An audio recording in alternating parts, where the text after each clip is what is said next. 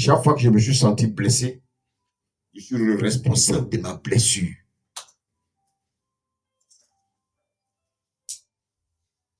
Quand mon père me fait des remarques, si je rentre dans ma chambre là-bas que je boude, je suis en train de me blesser moi-même. Parce que les conseils de mon père, les conseils de ma mère, je les prends tellement à cœur que je suis en train de me blesser moi-même.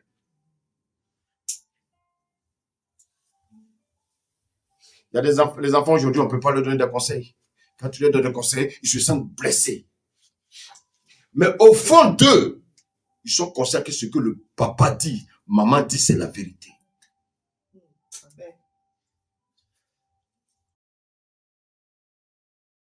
Oh, quelqu'un me suit.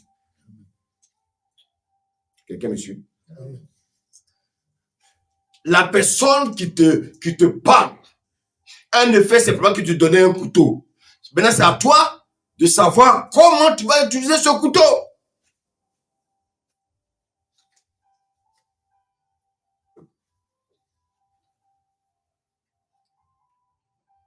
Alléluia. Amen. Le Seigneur dit, les injures, les humiliations, les critiques, les calomnies viennent du cœur de l'homme. Donc, ce n'est pas la nourriture que nous mangeons. Une nourriture peut être empoisonnée, mais ce n'est pas ça qui va te tuer. Dieu dit, c'est l'état de ton cœur. Comment est l'état de ton cœur?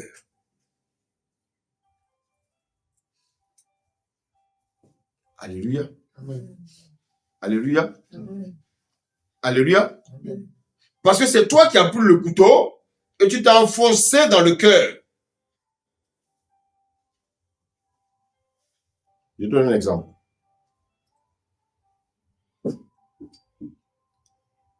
Je suis ami à Léa, et puis bon, mais Léa me dit, oh, mouton là. Je veux bien ce que je chante vous dire. Hein. Oh, mouton là. Est-ce que je suis un mouton? Et comme c'est Léa, qu'est-ce que je fais? Je vais rigoler, n'est-ce pas? Bon, je ne suis pas peut-être ami à Marthe. Et puis Marthe, par exemple, dans un supermarché, il dit, regarde-moi ce mouton-là. Est-ce que j'aurai la même réaction? Non. Pourquoi?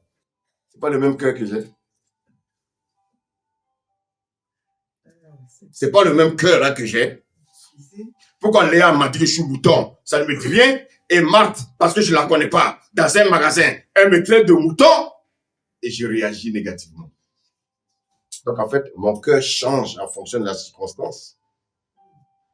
En ce moment, je suis moi-même un hypocrite. Mon cœur varie en fonction du temps et des circonstances. Alors que j'ai un seul cœur. Le cœur que Dieu m'a donné doit être l'unique cœur. Soit il est bon, soit il est mauvais. Il n'y a pas un cœur bon, il n'y a pas un cœur... Non, le cœur, soit il est bon, soit il est mauvais. Pourquoi je réagis? Parce que l'autre me dit mouton, alors qu'il y a une personne qui m'a dit mouton, je n'ai pas réagi. Pourquoi? Ah, je suis une personne ambivalente. J'ai deux cœurs. Dieu ne nous a pas donné deux cœurs, il nous a donné un seul cœur.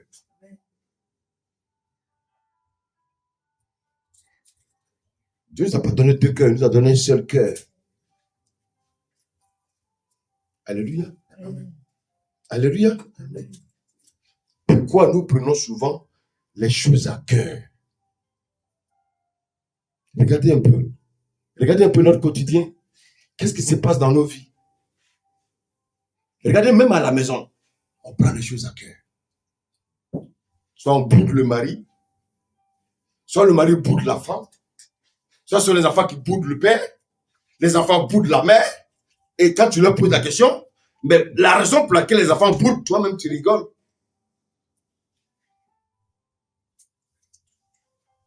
Le couteau, il est constamment dans nos mains. C'est à nous de nous faire du mal. ou de nous préserver contre le mal. Alléluia. Amen. Vous savez qui fait ça? C'est le diable qui fait ça. Le diable nous pousse à prendre les choses à cœur.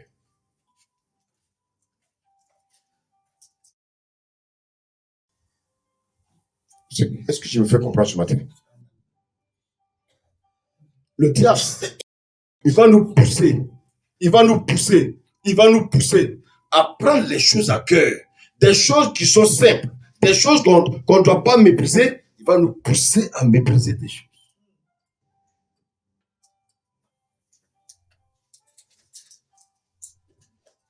Ce matin, tu es assis là. Oui, allez-y. C'est la première fois que je viens ici. Amen. Donc je me pose question. Oui. Parce qu'on est humain, et ça arrive qu'on prend, comme vous dites, à cœur. Oui. Et parfois on met mal les choses. Oui. Et comment vous pouvez me procéder pour nous faire comme on dit, pardonner entre guillemets. Amen. Parce qu'on est tous des êtres humains. Amen. On ne fait pas que du positif. Amen. Alléluia.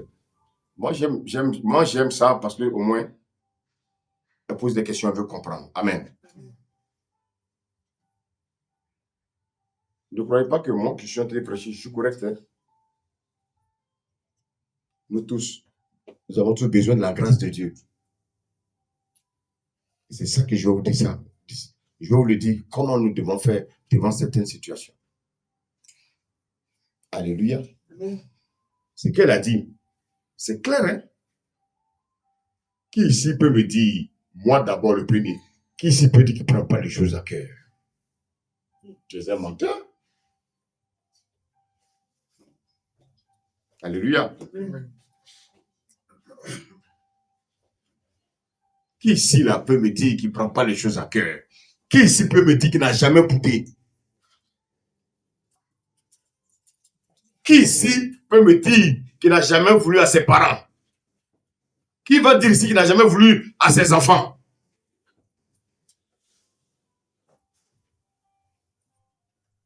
Qui? Personne ne peut dire qu'il n'a jamais voulu à ses enfants ici là.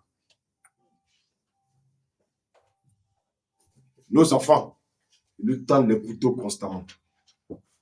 Nous aussi, nous tendons constamment les couteaux à nos enfants. Mais qu'est-ce que nous devons faire avec ce couteau?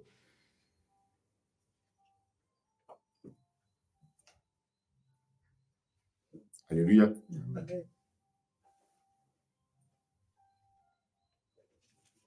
Prenons 1 Corinthiens 13.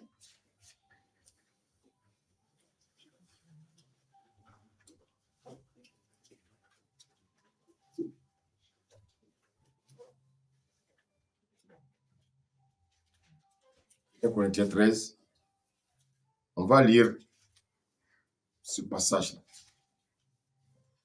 Je vais partir du verset 4, s'il vous plaît. Verset combien? Le verset 4. Amen. La charité est patient. Est-ce que la charité, tu peux mettre à la place l'amour? Parce qu'il y a des Bibles qui varient l'un l'autre. Mais à la place de la charité, tu mets l'amour. L'amour est patient. L'amour est Patient. patient. Alléluia. Amen. On va revenir à ça. Prenons 1 Jean 4, verset 8. 1 Jean 4, verset 8.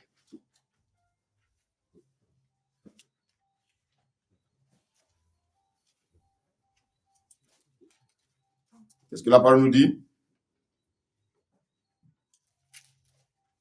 Celui qui n'aime pas n'a pas connu Dieu, car Dieu est amour. Il n'y a pas dit verset même 7, s'il te plaît. Bien-aimés, aimons-nous les uns et les autres, car l'amour est de Dieu. Et quiconque aime est né de Dieu et connaît Dieu. Quiconque aime est de... Est-ce que vous me suivez? Est-ce que vous me suivez? La Bible dit, quiconque aime est né de qui? Donc si je n'aime pas, je suis né de qui? Du diable. C'est pas moi qui le dis, hein. C'est le Seigneur qui le dit. Il dit, quiconque aime est né de lui. Alléluia. Moi, je m'appelle Niamke. Mes enfants ne vont pas s'appeler... comment c'est ça? Quel nom je peux dire? Je peux donner. Mes enfants ne vont pas s'appeler Kwasi. Alléluia. Et regardez, je vous donne ce premier exemple. Regardez, quand vous allez dans la maison, il y a ceux qui ont souvent les animaux domestiques. Il y en a qui ont des chats, il y en a qui ont des chiens. Alléluia. Vous ne verrez jamais un chien mettre au monde une chatte. Si je suis de Dieu, je ne peux que mettre au monde de qui? Des dieux. Alléluia. Donc, si le Seigneur dit, quiconque est né de Dieu, alléluia, il est quoi? C'est écrit là. Celui qui est né de Dieu, il est un petit Dieu. Alléluia. Donc, quelqu'un qui est né de Dieu ne peut pas être un enfant du diable. Alléluia. Donc, celui qui est né de Dieu, il connaît qui? Bon, quel est cet enfant qui ne connaît pas son papa? Même si son père, on peut le considérer comme on veut. C'est notre père. Alléluia. Amen. Regardez ce que le verset 8 nous dit. Celui qui n'aime pas n'a pas connu Dieu, car Dieu est amour. Celui qui n'aime pas, écoutez-moi bien. Si je n'aime pas ma soeur, je ne suis pas de Dieu. Vous savez, à un moment donné, il faut qu'on arrête d'être hypocrite. Ah, mon frère, oh, mon frère. Et pendant que tu es en train de l'embrasser, mon frère, et tu es en train de mettre un couteau dans son dos. Tchou!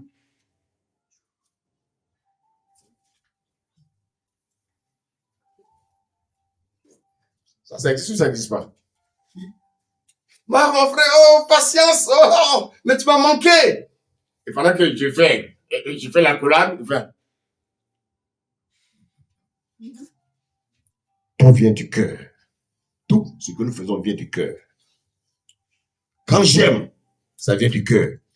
Quand je hais, ça vient du cœur.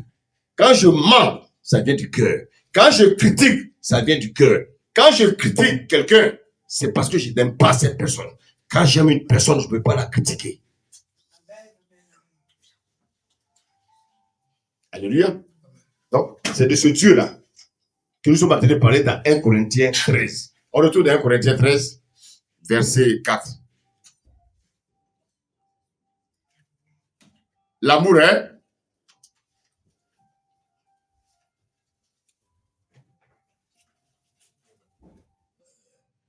Et avec moi, c'est Ali. Tu peux continuer, s'il te plaît.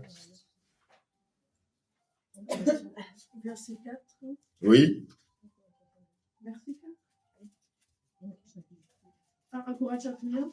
1 Corinthiens 13. Ça pas du verset 4.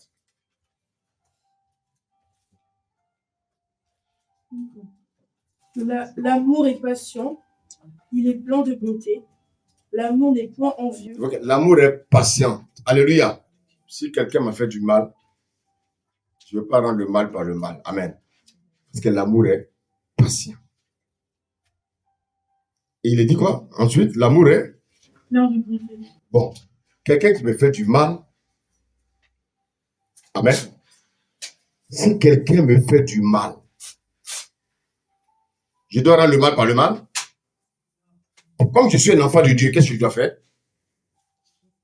Je dois manifester la bonté.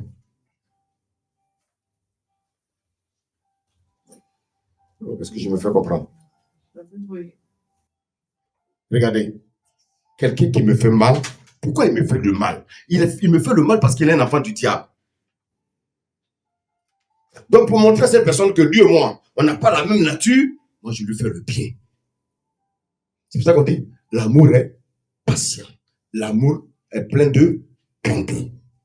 On n'a pas dit que l'amour est bonté. L'amour est plein de bonté. Oh, est-ce que je me fais comprendre? Oui. C'est avec mon cœur que je vous enseigne ça ce matin.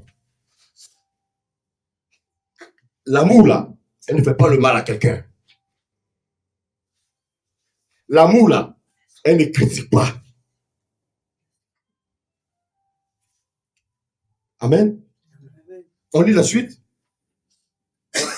L'amour n'est point envieux. J'ai envie, regardez, je donne un exemple.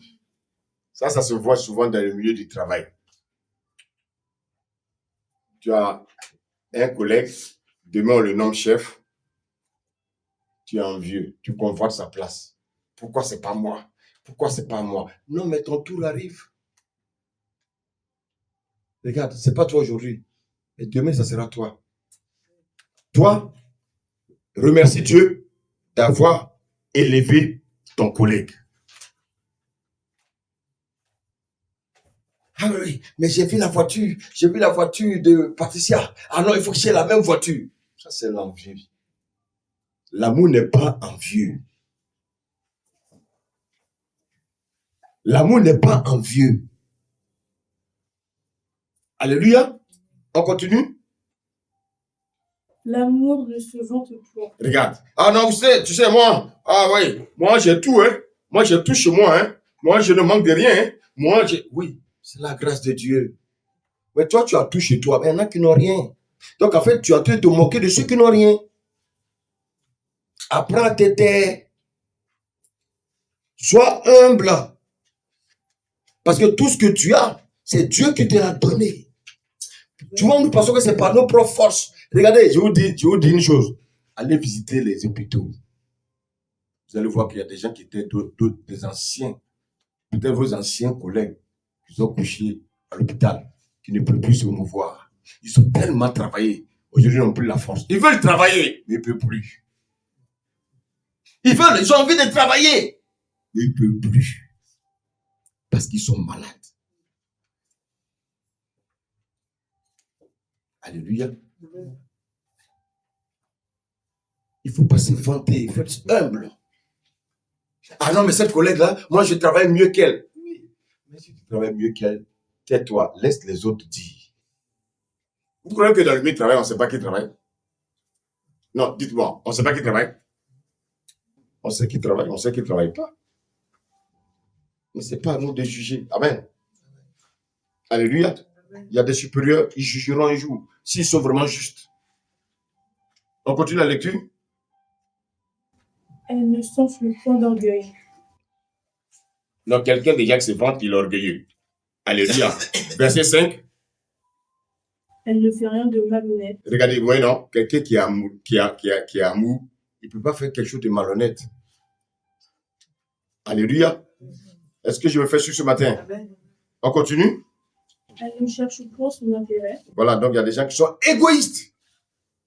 Quand ils ont quelque chose, c'est pour eux. Ils ne peuvent pas partager avec quelqu'un. Elle ne soupçonne point. Vous savez, j'ai surpris un père un jour qui mangeait dans le couloir du quartier. Je dis, mais pourquoi tu ne rentres pas à la maison? Il dit, non, il y a trop d'enfants là-bas. Le père qui dit, il y a trop d'enfants parce qu'il ne veut pas partager le McDo qu'il a acheté. Et quand il va rentrer à la maison, il va dire aux enfants, vous mangez trop, alors qu'il vient de manger dehors. Alléluia. Pour nos enfants, la nourriture que nous faisons à la maison, ils préfèrent le McDo que ce que nous faisons de nos propres mains. Malheureusement. Alléluia.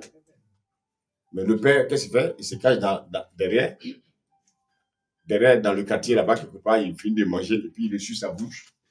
Il rentre à la maison. Tu ne manges pas? Non, non, non. Ce n'est pas à tout moment qu'il faut manger. Il vient de manger. Si on a des parents, s'il y a des parents qui le font, on ne le faisons pas. Amen. On continue? Ah non.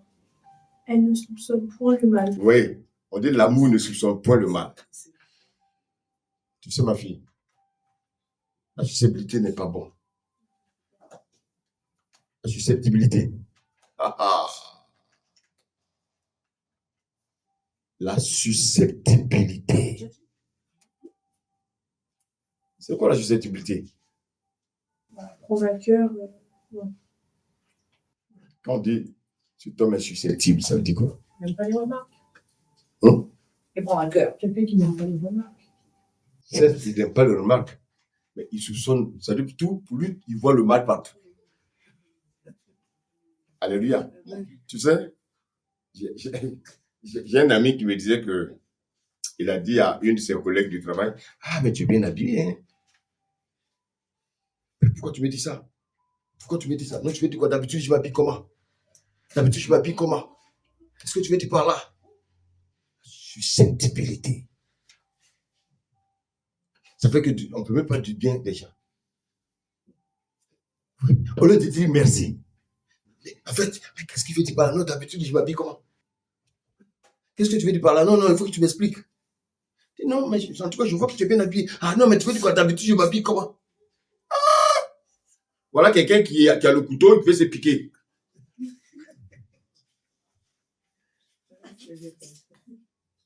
Le monde dans lequel nous sommes là, Dieu nous a créés simples. Mais nous, on se complique. Alléluia. Oh, mais j'aime ta chaussure là. Hein. Qu'est-ce qu'il veut dire par là? Il veut dire que non, la chaussure que je porte d'habitude, c'est pas bien. Il a se donner le couteau pour se piquer. Beaucoup se piquent tous les jours comme ça.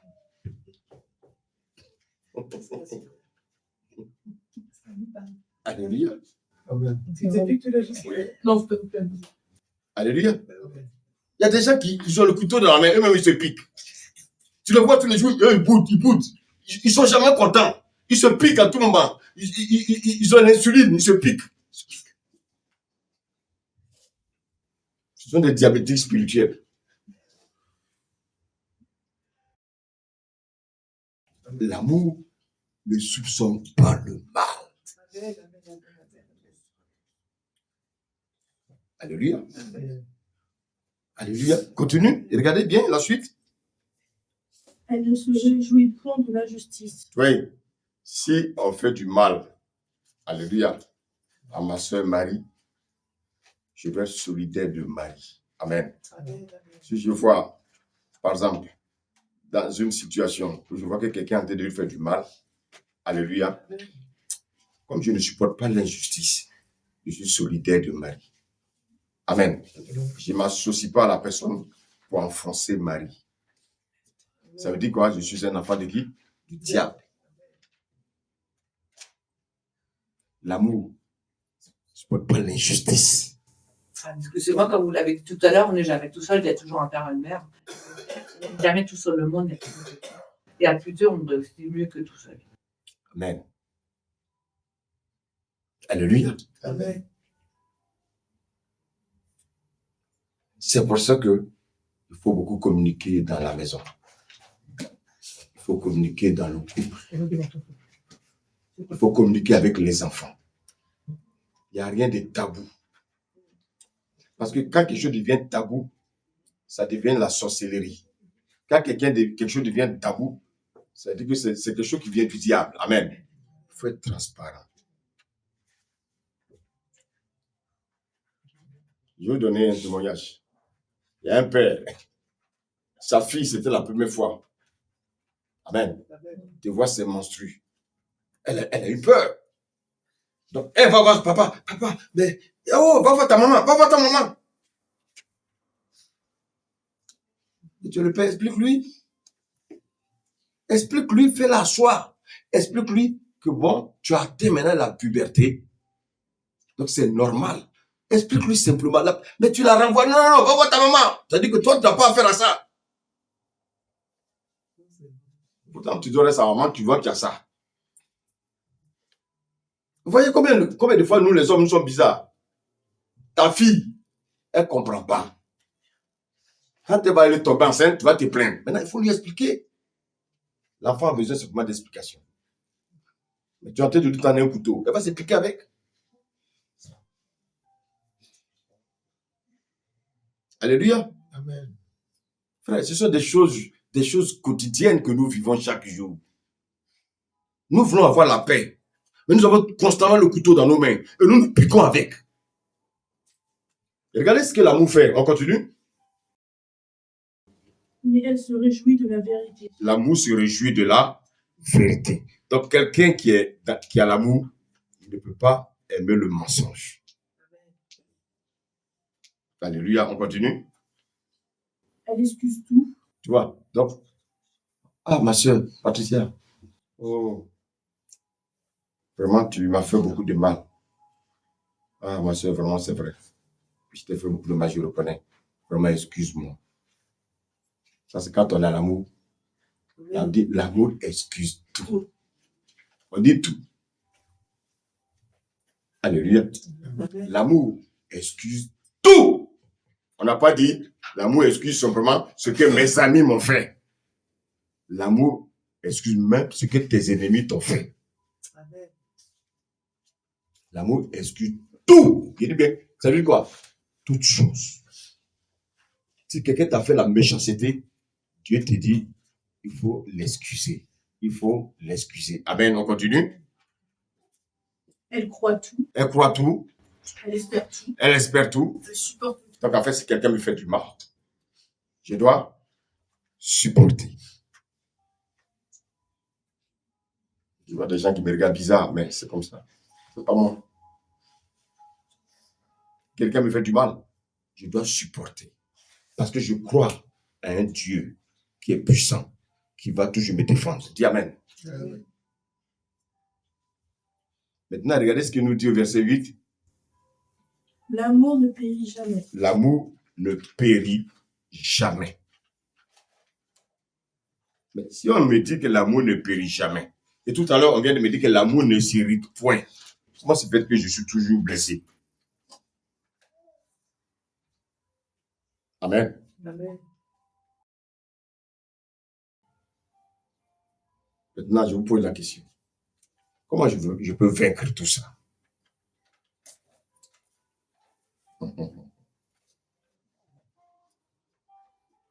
Comment je peux vaincre tout ça?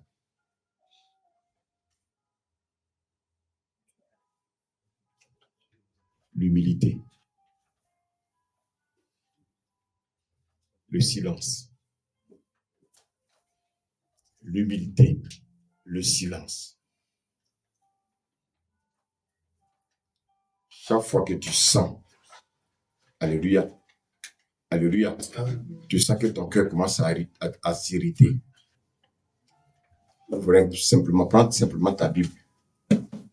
Ouvre un passage et médite.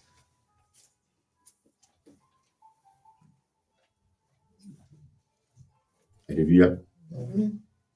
Alléluia. Amen. Je vais terminer avec cette histoire-là. Dans le livre de Jean 19. Regardez, on va lire à partir du verset 1. Jean 19. Amen. Amen. Jean 19, verset 1. Alors Pilate prit Jésus et le fit battre du verge. Je peux lire un peu fort. Prends le micro, s'il te plaît. Amen. Oui. Alors Pilate prit Jésus et le fit battre de verge. Oui, on dit que Pilate a pris Jésus. Qu'est-ce qu'il a fait? C'est quoi la verge? Est-ce que ça lui faisait mal? Quand on bat quelqu'un de verge, est-ce que ça fait mal?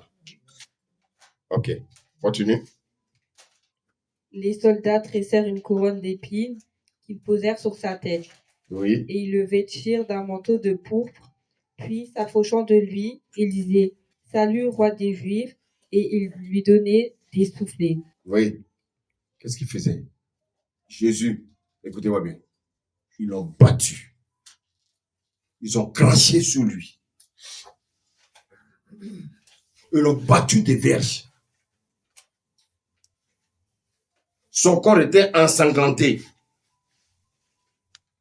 Mais Jésus, vous savez quelle était sa force? Il n'a rien pris à cœur. Regardez souvent dans le monde, qu'est-ce qu'on fait?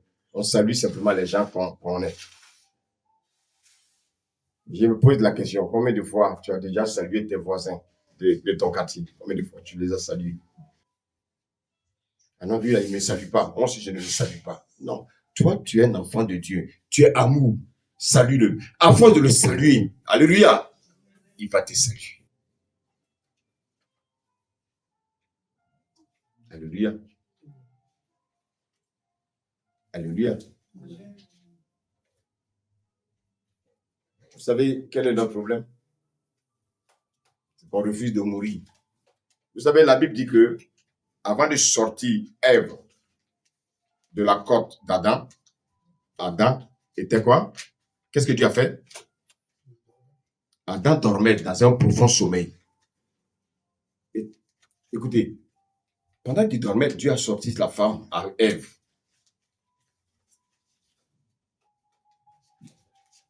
Il faut qu'on meure. Est-ce que vous avez dit un cadavre? Quand vous avez regardé, vous allez par exemple dans un cimetière et vous verrez 2 caveaux. 10 ans après, vous venez, les mêmes caveaux sont là. Aucun cadavre n'a pris la place de l'autre. Alléluia. Vous savez, les cadavres durent dans leurs relations. Nous, on ne veut pas durer dans nos relations. Alléluia.